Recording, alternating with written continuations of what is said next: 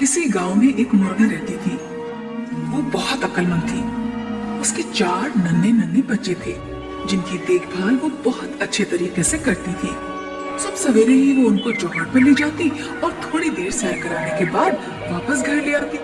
वो उन्हें रहने सहने के तरीके भी समझाती।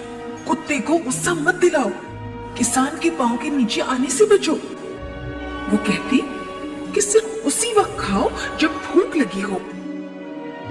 हमेशा ताजा पानी पियो, बारिश में भीगने से बचो।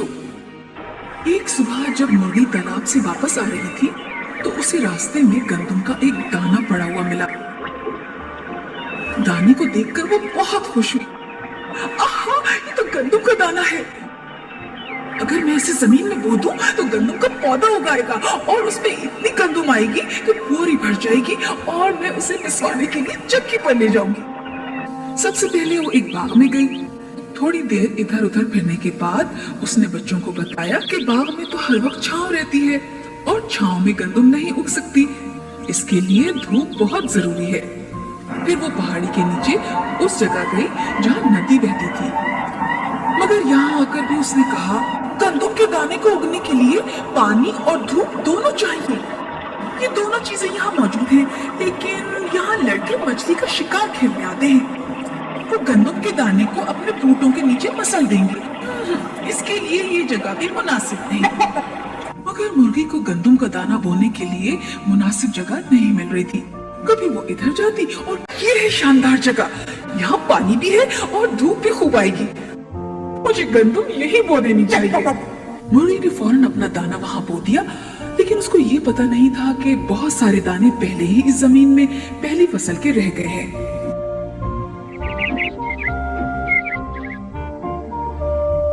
दिन गुजरते गए। मुर्गी अपनी फसल की हिफाजत करती रही और पानी देती रही।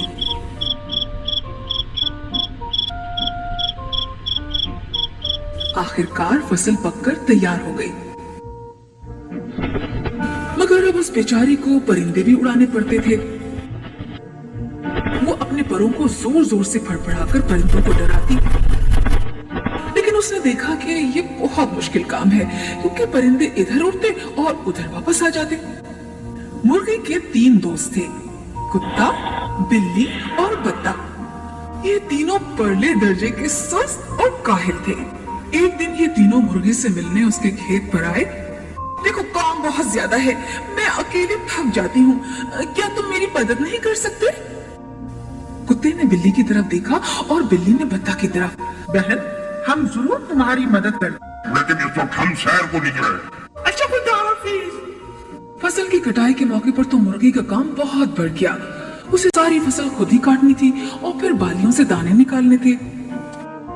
कुत्ता, बिल्ली और बत्तख उसको देखने आए तो मुर्गी ने फिर उनसे मदद के लिए कहा, बहन, हमसे अपना ही काम नहीं होता, तुम्हारा कैसे करें? सो बेचारी मुर्गी को सारी गंदम खुद ही इकट्ठी करनी पड़ी।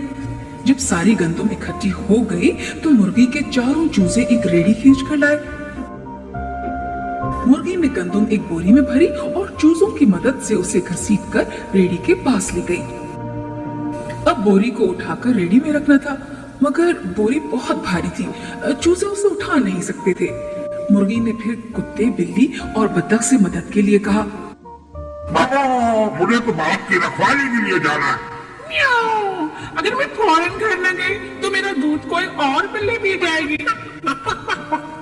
मुझे तो भाई तालाब में तैरने के लिए जाना है। ये कहकर वो तीनों चले गए। मुर्गी को सख्त अफसोस हुआ, मगर बेचारी कर भी क्या सकती थी।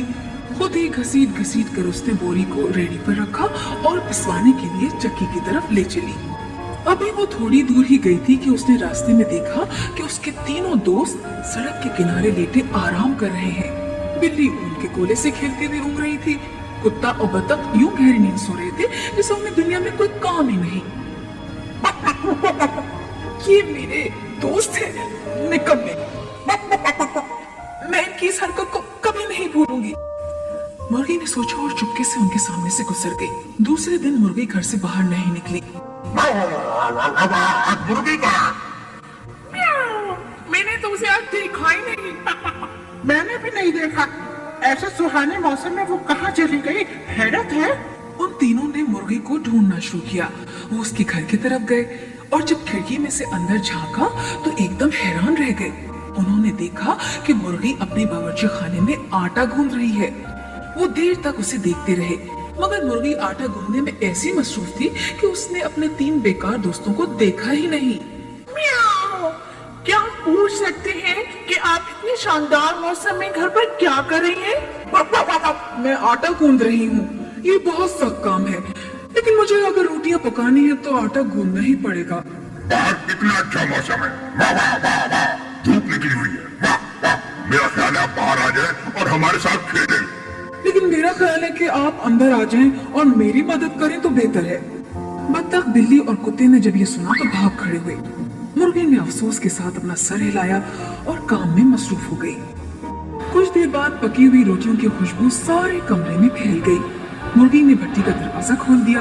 रोटियां पककर तैयार हो चुकी थी। मुर्गी को बहुत खुशी हुई। गर्म गर्म रोटियों की खुशबू बाहर भी गई। कुत्ते को खुशबू आई तो वो पुकारा, ये तो ताजा रोटी की खुशबू है।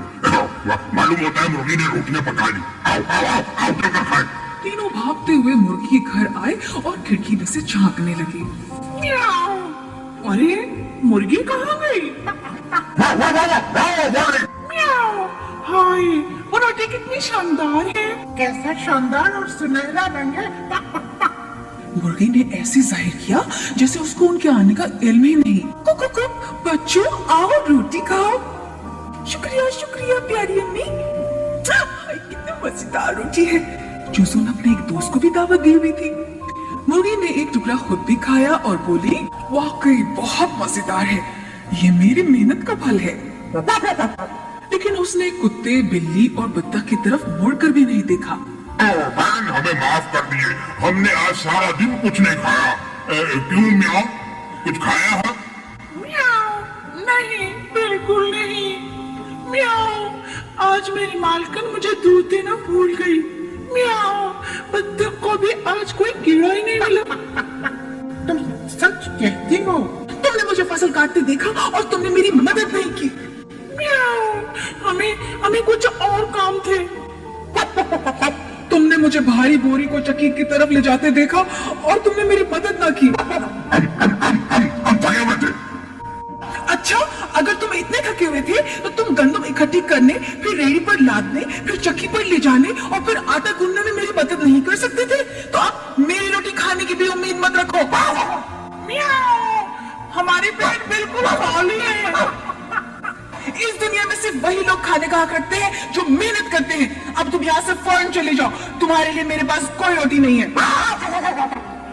सो तीनों दोस्त रोते धोते चले गए।